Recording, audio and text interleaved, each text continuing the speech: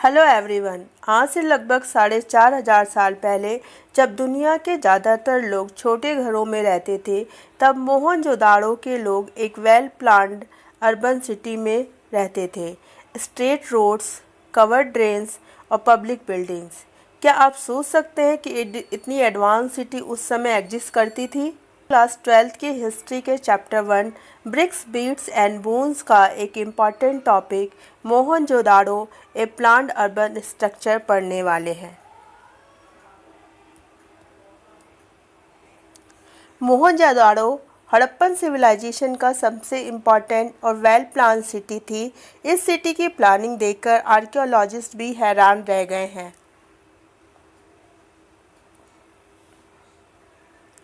तो चलिए देखते हैं कि मोहनजोदाड़ो सिटी का लेआउट कैसा था।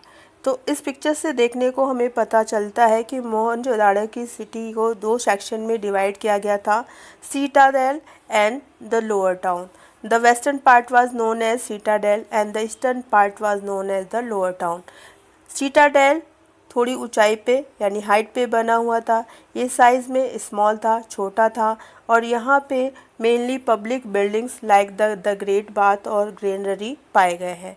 इसके अलावा लोअर टाउन की बात करें तो ये साइज़ में बहुत ही लार्जर यानी बड़ा था, लेकिन ये नीचे बना हुआ था और नीचे ऐसा माना जाता था कि ये आम लोगों के लिए रेजिडेंशियल एरिया था।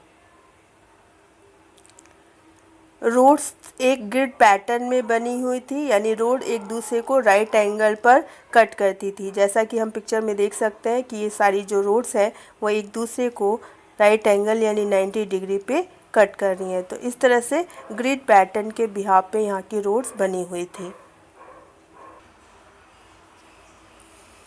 मोहनजोदाड़ो की इस सिटी को या सेटलमेंट को 2 पार्ट्स में डिवाइड किया गया था। पहला था सीटाडेल। ये एरिया साइज़ में छोटा था पर ऊंचाई पर बना हुआ था, यानी हायर यानी ऊंचाई पर बना हुआ था। इसकी हाइट का रीज़न ये था कि यहाँ की बिल्डिंग्स मड ब्रिक्स प्लेटफॉर्म पर बनी हुई थी।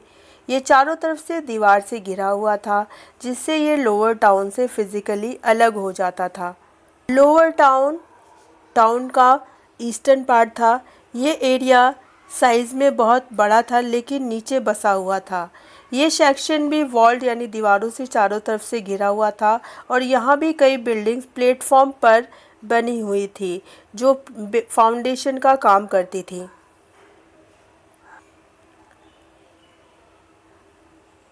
मोहनजोदाड़ो के सिटी की प्लानिंग की बात करें तो वो लेबर और प्लानिंग एक बहुत ही बड़े लेवल की और कमाल की थी। लेबर का मोबिलाइजेशन के बारे में हम ये जान सकते हैं कि यदि एक मज़दूर रोज़ 1 क्यूबिक मिट्टी भी उठाता था तो सिर्फ इन प्लेटफॉर्म की फाउंडेशन या बेस बनाने के लिए 4 मिलियन यानी 40 लाख पर्सन पर डेज की लेबर लगती थी। इससे हमें ये पता चलता है कि यहाँ बहुत बड़े स्केल्स पर लेबर को ऑर्गेनाइज या मोबिलाइज किया जाता था। इसके अलावा सबसे पहले इन सिटी को प्लान किया जाता था और फिर देन बिल्ट यानी तब बनाया जाता था। पहले प्लेटफॉर्म बनाए गए और उसके बाद सारी बिल्डिंग एक्टिविटी उन्हीं फिक्स्ड एरिया तक लिमिटेड रही। इसका मतलब है कि पूरी सिटी को पहले प्लान किया गया और फिर उसके बाद इम्प्लीमेंट किया गया यानी बनाया गया। इस सिटी को बनाने के लिए स्टैंडर्डाइज ब्रिक्स का ईंटों का यूज़ किया गया। प्लानिंग का एक बड़ा और सबूत यहाँ मिली ईंटें हैं। ये ब्रिक्स या तो धूप में यानी सन ड्राइड होती थी या फिर भट्टी में पकाई जाती थी यानी बेक थी। इनका एक फिक्स और स्टैंडर्ड रेशो होता था और इनका रेशो था 4:2:1 और ऐसे ही सेम ब्रिक्स सारे हड़प्पन सेटलमेंट्स में यूज़ की जाती हैं। तो हम देख सकते हैं कि किस तरह से हड़प्पन सिविलाइजेशन या इंडस वैली सिविलाइजेशन में मोहनजोदाड़ो का जो सिटी प्लान स्ट्रक्चर था वो इतना ज़्यादा वेल डेवलप और एडवांस था जो आज के इंजीनियरिंग को फेल करता है। तो ये था आज का हमारा topic Mohenjodaro a well planned urban structure which was a well plan city of the Indus valley civilisation. तो आपको ये टॉपिक कैसा लगा प्लीज़ मुझे कमेंट करके ज़रूर बताएं। And if you like the video please like share and subscribe.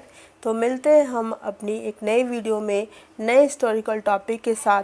Till then keep learning, keep exploring and thank you very much for watching the video.